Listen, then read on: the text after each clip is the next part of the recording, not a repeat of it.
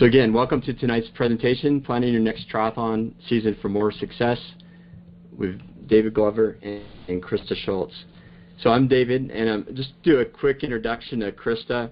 Krista graduated from the University of New Orleans with a degree in exercise physiology, and then got her master's at Goucher College with a degree in athletic administration.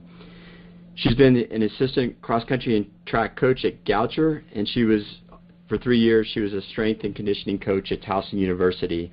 She started doing triathlons in 2001 and has quite a number of successes, including qualifying for and competing at the Ironman World Championships in Hawaii and representing the state of Maryland for the Best of the U.S.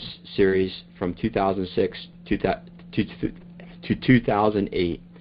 She's now a triathlon coach and personal trainer, and she's worked with pro athletes and teams, including New Orleans Brass, Baltimore Ravens, and several of the Baltimore Orioles as well. Thanks, David. David is a wealth of knowledge and experience. He graduated from the U.S. Naval Academy, and he has his 2 master's degrees, and he holds one of his masters in exercise physiology.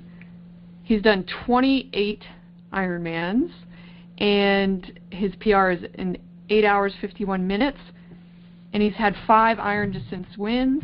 He's also competed at Ironman Hawaii, as well as been inducted in the Hall of Fame for Vineman Ironman, and he's the author of the book Full Time in Sub 9, and that book is about his experience fighting cancer, and he's a cancer survivor, as well as working full-time as an elite athlete.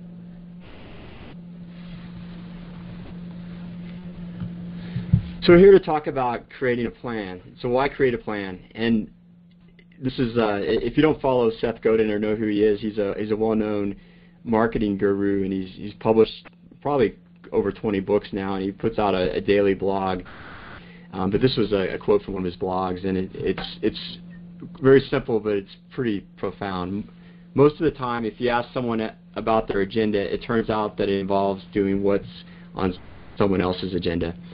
So we want to create a plan that meets your agenda and what your goals are. And so when we think about creating a plan for your season, we want to look at it from both the perspective of an athlete as well as the perspective of a coach. So I'm just going to give the athlete's perspective, and basically creating a plan is important to the athlete because you can get a sort of a big picture of what your year looks like, and setting reasonable goals based on what your year involves. So that also helps you with setting your own personal expectations. And an example would be, I want to do an Ironman, but looking at your year, is that reasonable? And also to visually see, if you do have events, how they relate to one another. So again, if that's reasonable to plan a particular race, around other life events. And just a tool for communicating with your family and friends, and keeping your relationships flowing, so you realistically have have a good idea of how to factor events into your life.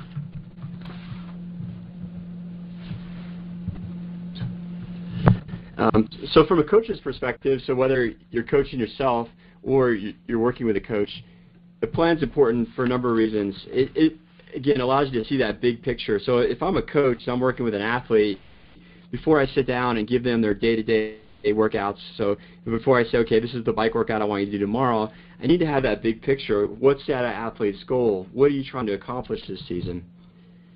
And it basically serves as a blueprint. So it's your pathway, how you're going to get to whatever your goals are for the year. And finally, both as an athlete and as a coach, it's a way to help you stay motivated and healthy. It's a way you can, if you put something down on paper, you create a plan. It gives you something to look at, and you can say, okay, this is too much, or yeah, this is reasonable. I can do this. So the bottom line, and assume we mostly have triathletes on this call, or maybe you're thinking about doing a triathlon, is it takes time and commitment. And Timothy Ferriss, who's the author of the 4-Hour Work Week, which is an interesting read if you ever get a chance, says lack of time is really lack of priorities. And it's really interesting when you think about it. There is only so much time, and it's really how we choose to spend that time. And let me give you an example. So a few years ago, I was working with a firefighter who wanted to do an Ironman. She had done an Ironman the previous year, but she wanted to go faster this year. Well, this particular year, when we started sitting down with her and we started to come up with a plan for the next 12 weeks to get to a race, I started asking her about her schedule and what was going on with her work and stuff. Well, she was working shift work, so she was basically 24 hour, if I remember this correctly, she was something like 24 hours on, 48 hours off. And when she was on duty, depending on whether she got calls or not, she may be up all night, or she may be able to sleep. She may or may not be able to work out during the day, but she had to be in the station. And when she was in the station, she had limited equipment, such as a stationary bike and weights. Now the kicker was, so I said, okay, we can work around that. But the kicker was she was also doing some training on the side, which was basically on all her days off. So it was a full day of training from 8 a.m. to 5 p.m. And it was very intensive outdoor training, like water rescue was one of the classes. So basically we had a situation where someone who wanted to train for a really long race, do better than last year, but she was exhausted from her job. She had very limited time to train. And what came out of all this is she ended up realizing, hey, it's not the right time for me to do this. And if I go forward, chances are I'm just going to run myself into the ground. So it's really important to kind of ask yourself these kinds of questions that we're going to talk about. So David, that was a great example. There's this slide called a commitment continuum, and I think about this past year watching Ironman Hawaii and getting excited about the race, and then after the race getting several emails from people saying, I want to do an Ironman, I want to do my first Ironman, I want to do my first half Ironman. So the idea of sort of getting excited about something when you see it, and is it something that you like the idea of and got excited about, or do you really want to do that? And that's where you need to find yourself on this continuum. And the way to do that is, really establish, do you want to put in the hours? Do you want to do the work? Because it's like anything, if you wanted to learn how to play the guitar, you've got to take lessons. You may not be a natural musician. You've got to put in those hours of practice. So when you're training the longer distances, it requires more hours, like in David's example. And do you have that time? Is that practical? So just do you wish, do you hope, do you like, do you try, do you want? And if you really can commit and put in those hours, and you're willing to make those sacrifices to whatever your goal may be, finish, PR, do several events in one year, just try to be honest with yourself and sort of step back and take a look at what is practical in your life. So where do you fall in this continuum based on what your goals are? And Krista mentioned, I throughout my triathlon career, I started in 95, and 97 I started doing Ironmans, and I had this goal to, at one point I was going to do all of them, but I ended up doing 28 of them, so I did them from 97 to 2010, and it was really interesting. I kind of went up and down this continuum, and at different points in my life, and when I first got into it, it was kind of like, well, I'll just try it, and then I said, okay, I could do pretty good, and so my commitment level went up, and at one point I went through a divorce in 1999, and so my commitment went way down.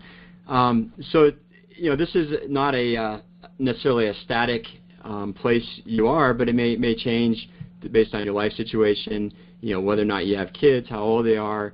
So it's okay, and just recognize that some years may be better for some things than others. And I really admire athletes who are able to step back, from a year and say, hey, I want to focus on my career, or I want to just focus on being healthy for a year or two, and then maybe I'll get back into being more serious. So here you can just fill in the blank. I mean, all these things take more time. I had an email interaction with a client recently, and he sort of added up his hours of work. He works a lot of hours. He has a very high position in his job. And especially now during the holidays, and he has children, he has a lot of other commitments outside of training. So what he did for me is say, hey, this is how many hours I have left in the day after work, and I don't know where training is going to fit into all this. So what we need to determine for him is, okay, where are your priorities? And then, of course, if you want to train for a longer distance race, it will require more time. So the longer the race, the longer your progression for that race, for longer races, equals a higher time commitment. And especially, we're around a lot of these professional athletes in Boulder, and they're very committed to training. So training for them takes a very high priority, and their level of performance is high, but their time commitment is also very high. And especially if you're getting into the sport, you may need to spend a little bit of time, working on skills and working with a coach. So all these things take more time, and that's the bottom line, is recognizing that. And one of the things that both Chris and I do, and Chris actually started doing this first, and then I started copying her.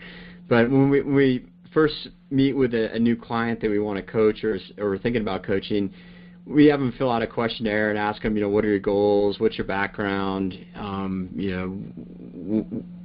are your race results? And then, several questions about, probably maybe the most important question, what are your priorities in life? What other responsibilities do you have? And if you haven't done this, and it's actually a really helpful exercise, and I've done it outside of athletics too, when I feel like I'm stuck or overwhelmed by life and I can't fit it all in, is to sit down and make a list. Write things down. It helps to helps you organize things, and it helps you make better decisions. But think about, what are the roles you play in your life? Are you an employee, or maybe you're the business owner? You're a friend. Maybe you have a spouse or significant other. Maybe you own a pet. Maybe you're a parent. Where does triathlon fit in all that? And recognize that some of these things are going to be higher priorities than others. And as the saying goes, life happens. I mean, stuff's going to come up. And when I sit down, and even when I took time off work back in, what was it, 2006, I took off 3 or 4 months just to train in between jobs, and I was able to make triathlon a very high priority. But now I'm married, I've got 2 dogs, I've got a house, I've got a job, so it's not necessarily that high on the list. So sorry about that. So it's important to recognize that there are all these different things, and what's your support base? If you're going to if you're going to be doing these longer events, does your work support it? Does your spouse support it? And these are just good questions to think about. So we kind of talked about the why and kind of how to get started. So where do you begin with your plan? So if you're going to sit down and say, okay, this is what I want to do next year, you want to begin at the end and work backwards from there. And I use this quote a lot, but I love it. It says, if you don't know where you're going, you'll probably end up somewhere else. It's just like Alice in Wonderland when she meets the Cheshire Cat, and he asks her where she wants to go, and she says, well, I don't know. Then he's like, well, it really doesn't matter where you go. So it helps to start with goals. And when we think about goals, there's really several types of goals, and I'm not going to spend too much time on this, but when you think about your goals, your long-term goals are going to be typically your outcome goals. So on the left, so that's a gold medal. So your outcome goals are, winning a gold medal, finishing. There's something that's measurable. Finishing a certain time, finishing in a certain place. Maybe it's doing your first triathlon. Maybe it's qualifying for the Ironman World Championships. So those are examples of outcome goals. So those are good to have.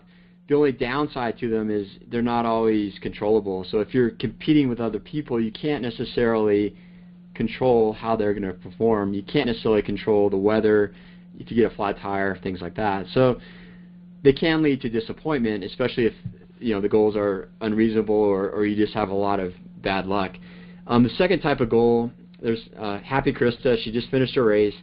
She didn't have a PR, but she had a great race. She executed it well, and so she was happy. So example of a learning goal is a goal that you can accomplish independent of outcome. So even though she didn't have a PR, she, say for example, she was having trouble with nutrition, but she nailed it this race. So she's figured out, okay, this is what I need to eat and drink and not get sick and not bonk, and she was able to do that. So she learned something from the experience, and she's happy about it. So these are the goals that you learn something along the way, and they might be, for athletes, a great goal is learning how to pace yourself during your race so you don't go out too hard. Another goal, nutrition's a great goal. And another goal is, how to be a more efficient runner. So these are all things you can learn. And the third type of goal, and this is where we're going to spend most of the time tonight talking about, is your process goals. So as the picture shows, these are stepping stones. So these are what gets you to the first two, the outcome and the learning. They're the pathway. And they're going to get you from A to Z. And when writing these goals, I think it's helpful to take like a weekly or bi-weekly view. And I've created a template a long time ago in Excel that I can send you that I didn't include in the presentation, but I'll email it out.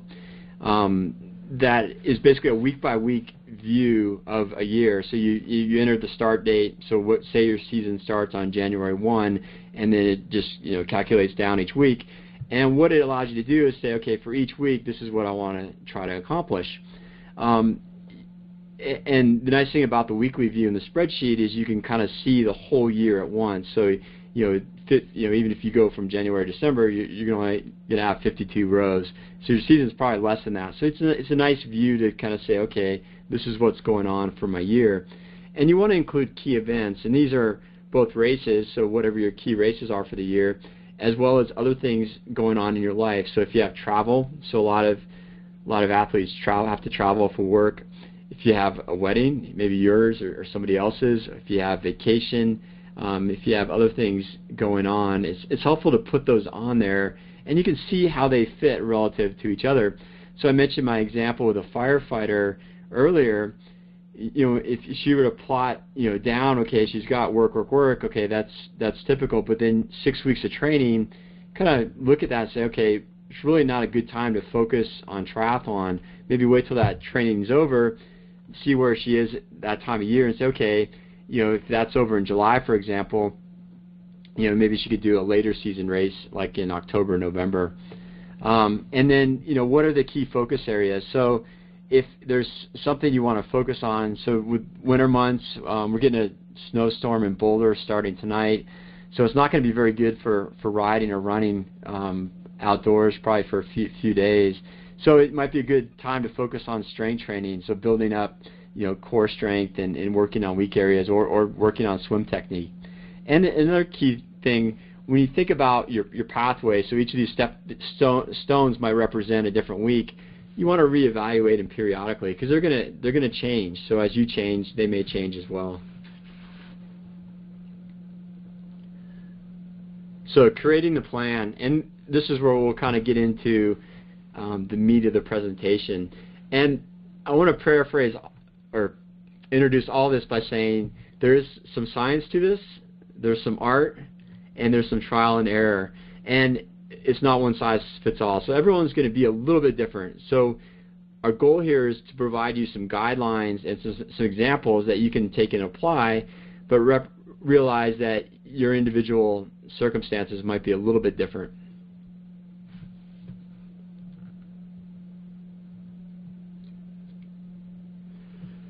Okay, when we talk about a season, it's helpful to break it down into different periods, and you've probably heard the term periodization. Well, there's also a principle in exercise physiology that we call the principle of specificity. And basically it says, in order to have optimal performance in whatever we're trying to do physically, we got to train like we're doing that event or that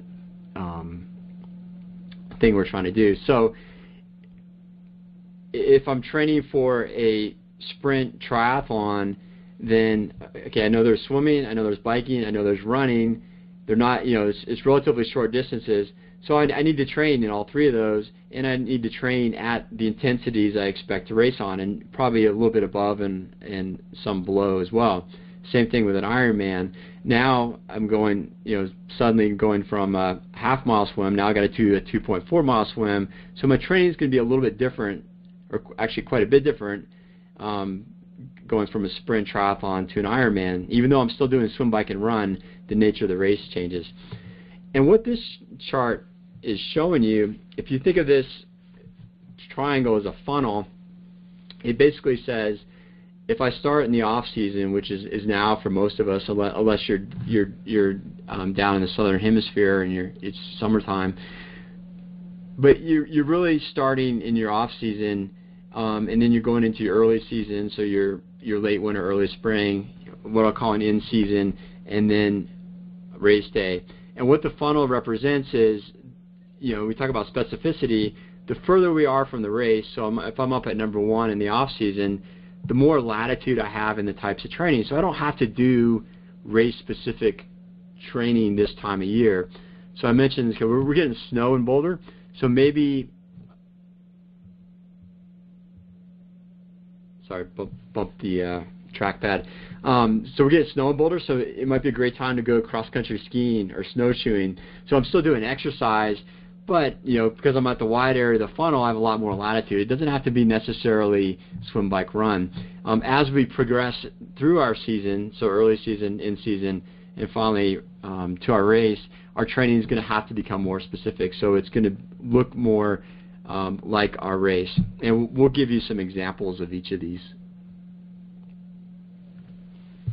So there were quite a few questions submitted beforehand about what to do in the off season, and like David mentioned, try to make your season sort of distinct throughout the year, so you're not doing the same thing all year. And it doesn't mean you can't train for triathlon. You can still get great consistency, interval work, some volume, but it's important to decipher, what you're building towards, like we talked about.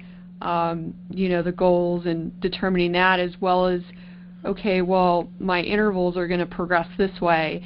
And the whole idea of periodization is sort of getting some recovery. And that idea is based on something called the GAS, which is General Adaptation Syndrome. Kind of easy to remember that acronym. And this is so important when you're trying to understand exactly what periodization means, because it basically means as you work harder and harder and you sort of make that kind of linear progression upward, get stronger and faster, your body's making an adaptation, and it's actually breaking down. Exercise, it breaks muscle tissue down, a number of things, and we have to allow for sort of rebuilding phase. And the alarm phase, resistance phase, it's all about taxing the body. So you're starting to bike harder, you're lifting weights, and you're doing all these different things and progressing, increasing the intensity, doing more interval work. Each week your volume's going up. There comes a point in time where your body will become exhausted. And that's where on this graph, when it goes from yellow to orange to gray, you see sort of the line go up and hump back down. And what we want to do, and this is the whole reason for periodization, is we want to avoid that exhaustion phase. in order to do that, we need to schedule rest periods into our program. So this may mean for 2-3 weeks, you're going to build and do more swim workouts, overall more volume. You're going to start increasing the intensity on your bike by doing indoor interval workouts. But by week 3, week 4, you're going to take some time and back off in the volume or intensity in order to go into that next set of whatever it is, 3-4 weeks of building and be able to continue to progress. So again, it's basically the general adaptation syndrome is something that we experience as human beings, and whether you're an elite athlete, a beginner, it will vary. You may be able to progress more as an elite athlete because you're gifted, you're better trained in the sport. So it's important to determine what works for you. There's hundreds of different models of periodization, which was developed by the Germans, and we kind of adapt, very, very simplistic versions. But, if you keep in mind and you know your body, or you work with a coach that pays attention to that, you can figure out your body's rhythms and what you need, as far as time goes for recovery. Yeah, and the key point here is, in order to get faster, to get stronger, you have to stress your body, you have to get into that resistance phase, but you don't want to go too far. So we'll give some example workouts for each of the 4 seasons we talked about. Starting with 1, the off season, 2, going to the preseason, 3, in season, and 4 is your race. And just to give you an example of how the workouts might vary by time of year. So starting with the bike, and I'm going to call this my long ride workout. So for most of us who work Monday through Friday, this is going to be on the weekends. So an off-season bike ride might be, for number 1 to 2 hours. Let's say easy to moderate. So I'd say conversational pace. This is when you go out with your buddies and you ride, and then you finish up at the coffee shop. But you want to throw in a little bit of intensity. So those 8 by 30 second pickups, those are just quick accelerations. What those allow you to do is to fire some of those fast twitch muscle fibers. It's sort of the use it or lose it. But I'm not doing anything sustained, so I'm just activating those muscle fibers.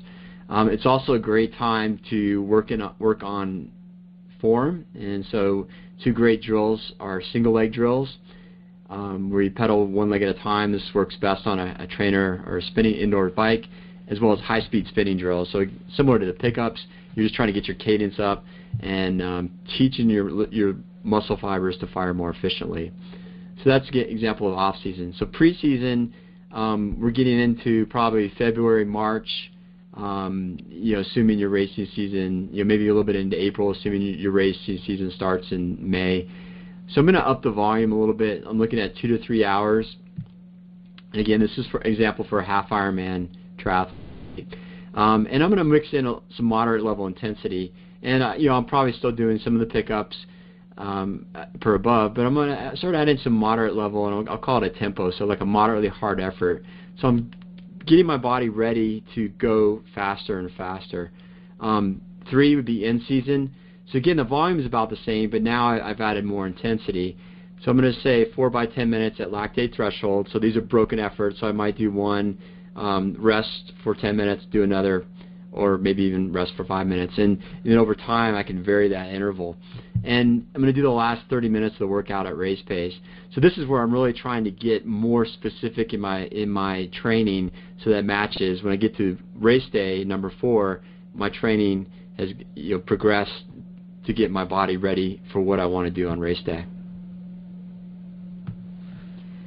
So again, these intensities are based off of that lactate threshold, and you can do a sort of an easy field test for about 30 minutes with a good warm-up, sort of an all-out effort for 30 minutes, and get an average of whatever it is you're going to utilize for training, whether it's your heart rate, watts on the bike, speed on the run.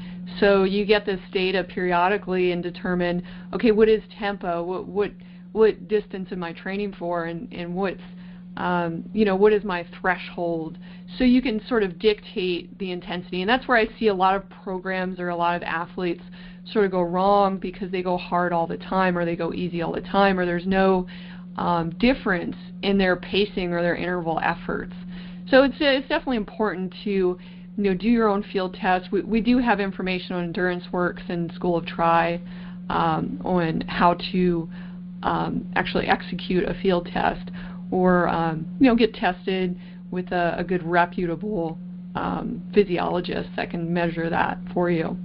So as far as run workouts go, and your different during different times of the year, so you're in your off season and you're doing a little bit of less volume, and again with triathletes, you may be training for sort of a half marathon or different distances in your triathlon off season. So maybe your first month of progressions, and I have this in our run training plans that we sell, is that my run plans, I build those first sort of 4 weeks some lower volume with pickups, because pickups will teach your body to be able to handle that intensity at a gradual rate. So your chances of injury are less when you start to jump into your kind of preseason where you're doing mile repeats. You may be on the track, on a path, on a trail, but you're sort of learning to hold a stronger, steady pace. And this is sort of what I call tempo. It's below your lactate threshold, where you would be able to sustain that 30-minute effort, but you're still working fairly hard. So again, you've done pickups for a good cycle of training, and then you're adding in some of those more strong sustained efforts. And then as you get into the next cycle, or even pre-season with your triathlon training, you're starting to do more intensity, but also longer workouts. And that'll vary again, depending on what kind of race you're training for. But and you may be doing some of this earlier in your off season for triathletes, training for 10Ks or 5Ks. But again, you want to look at that big picture and determine, okay, where do these cycles and track workouts fit in? And I love this particular track workout. I'm sort of a track athlete at heart, and going faster for shorter periods of time, and not only increases your lactate threshold, but it trains those fast twitch muscle fibers, and it helps us be able to sustain some of those half marathon speeds and marathon efforts as well, because our ability to sustain higher efforts is pushed up. And then sort of building that progression again, like David used the example for the bike, same thing with the run. And I'm going to talk quickly here about strength training. First thing I want to premise is, if you have an injury, your very, very first priority is to do whatever physical therapy or rehab exercises you need to make sure that your body can handle the endurance work. Because if you are injured and you start to build in these efforts, you're just asking, to get plantar fasciitis, IT band, a number of different things that I see in a lot of athletes. So, if you have an injury, or there is a obvious weakness that's been identified by yourself, your trainer, your coach, therapist, so forth, you want to incorporate in the off season those exercises that will, strengthen and prevent that injury from getting worse at the very minimum. And I basically laid out some exercises, and most of my strength programs I build in movement patterns, so you're squatting, pushing, pulling, and definitely getting some good either weight under you, as long as you can handle it, your form's good, you're not injured, and stretching. And I always suggest, if people have trouble, and most endurance athletes do, getting their glutes to fire or sort of deep abdominal muscles to stabilize, is take a Pilates class or a good strength class that the teachers will help you identify and get those muscles to fire. So when you're doing those strength exercises, you can access those stabilizers, which are so important to prevent injury and also to improve your power during swim, bike, run sessions. So then preseason, you can see I go from a back squat to a split squat, which is just splitting your stance.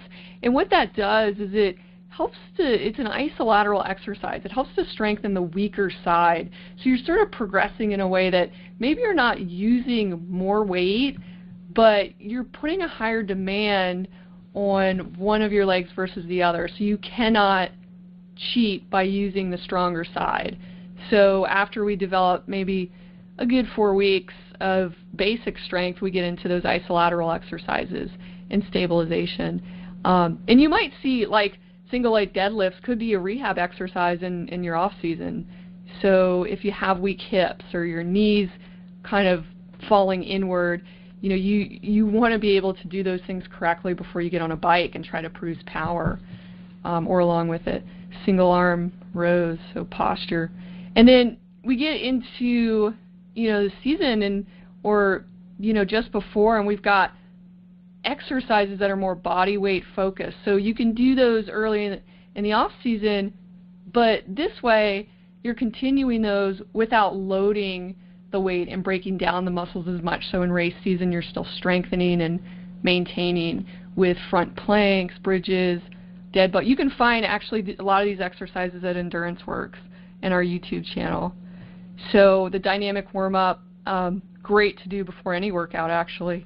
So we have all those things, videos laid out for you guys. Yep, and to find them, the easiest thing to do is go to enduranceworks.net and then click on resources, and you'll see a ton of other resources. You can find guidelines for doing the field tests that Krista mentioned. We've got the strength exercises. We've got swim drill videos. So all that stuff is available, and it's complimentary to use.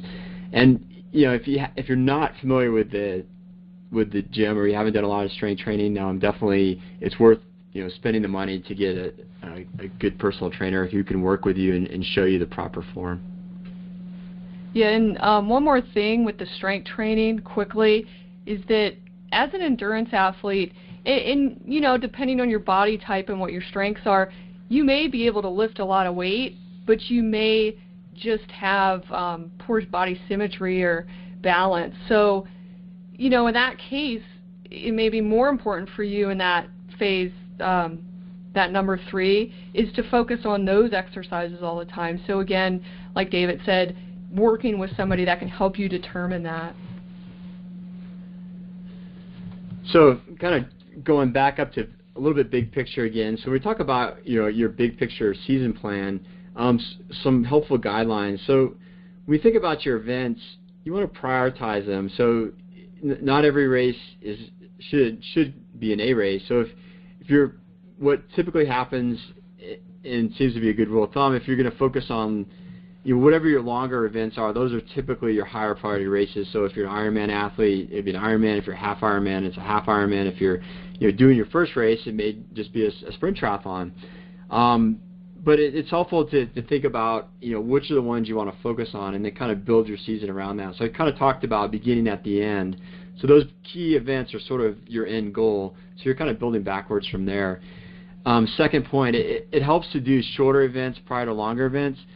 So I use a half Ironman athlete example. If you can, do a sprint, do an international leading up to your half. These do a couple things for you. So one, they give you a chance to practice the mechanics of the swim, bike, run, and transitions, kind of get your mind back in that mindset of a triathlon, especially if it's been over the winter. And they also give you an opportunity to basically train at a higher intensity. So you're going to push yourself harder probably than you would by yourself. Build in recovery weeks. So we talked about the general adaptation syndrome and the need. You got to stress yourself. Kind of think of that up ramp, but you also got to give yourself some recovery time. And a great time to build in those recovery weeks is around non-race events. So if you have to travel for work or for vacation, make those your easy weeks, and do less, and that's okay. Your body can use the rest. And keep in mind, and this is Dave Scott's rule of thumb, and so I'll give him credit for it. But we both agree with it too. But it's going to take 5 to 12 like sessions for training adaptation. So, for example, if you're a cyclist and you're working on your functional threshold power, and I might define that as the highest power or the average power I can maintain for 30 minutes or 60 minutes, however you want to define it.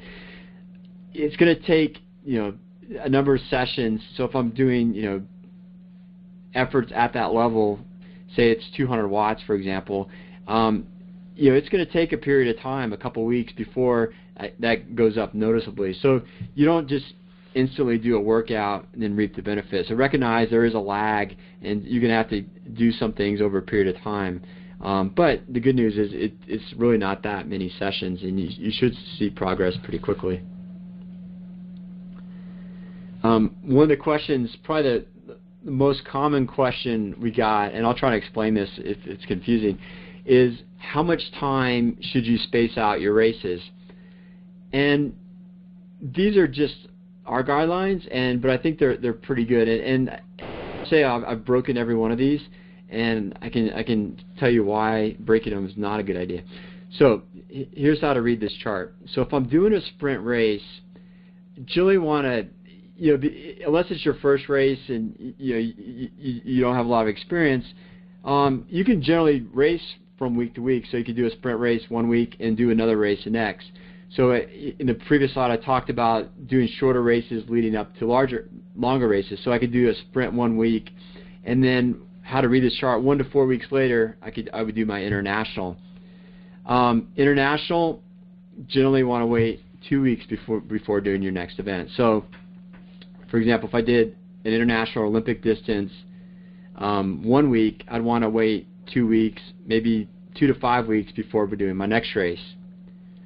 If I did a half, I want to probably space them out a little bit more, 5 to 8 weeks, and then a full.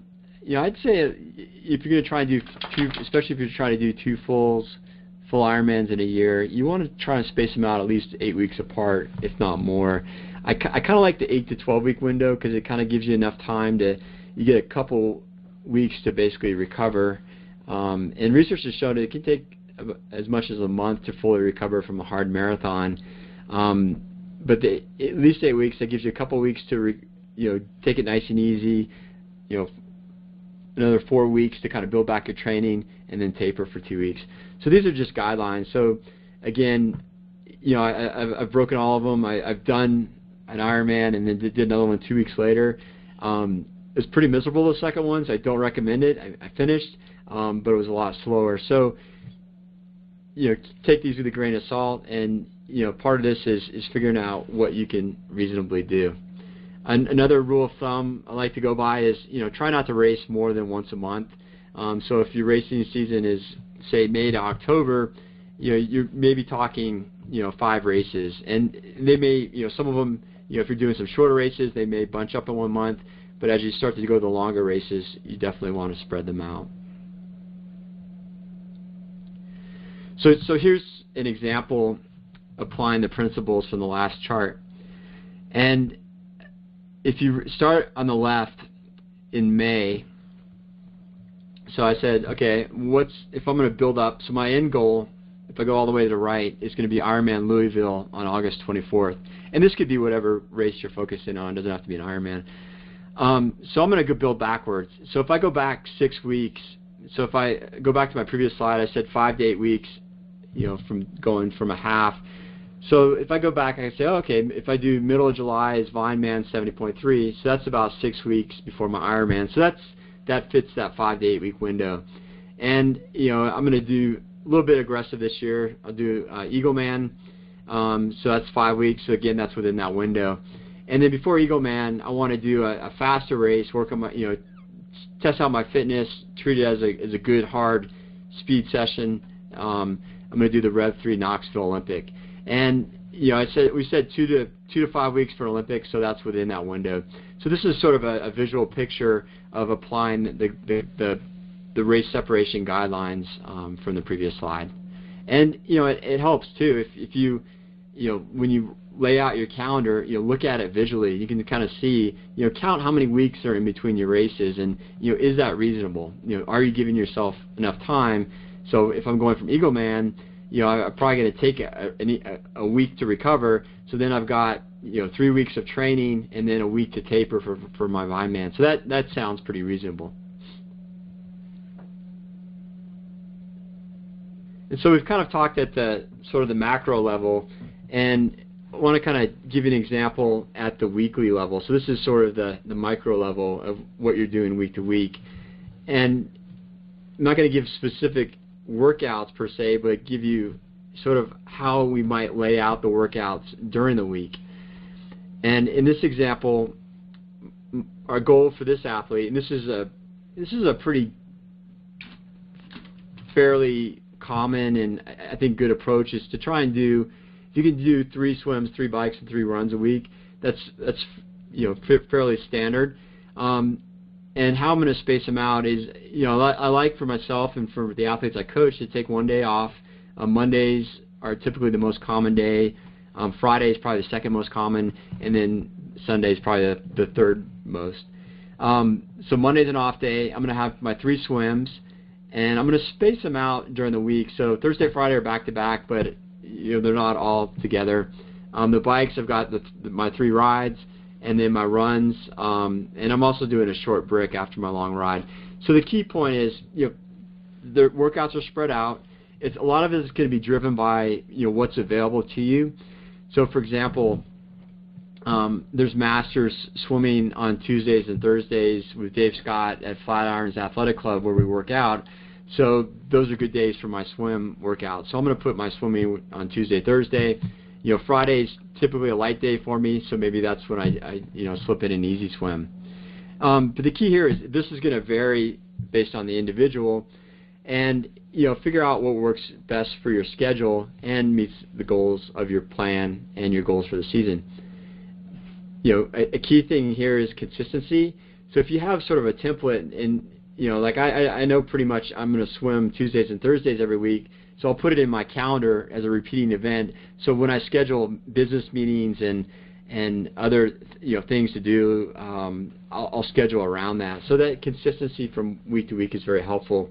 And finally, and I've highlighted this, you're never going to get, I shouldn't say never, you're almost never going to get in 100% of what you want to do. At least in my experiences, now I'm probably in more in the 60 to 65% range. But if you get in 75 to 85% of your target workouts in a given week, you're doing pretty good. And you're probably going to get the fitness you need to be successful.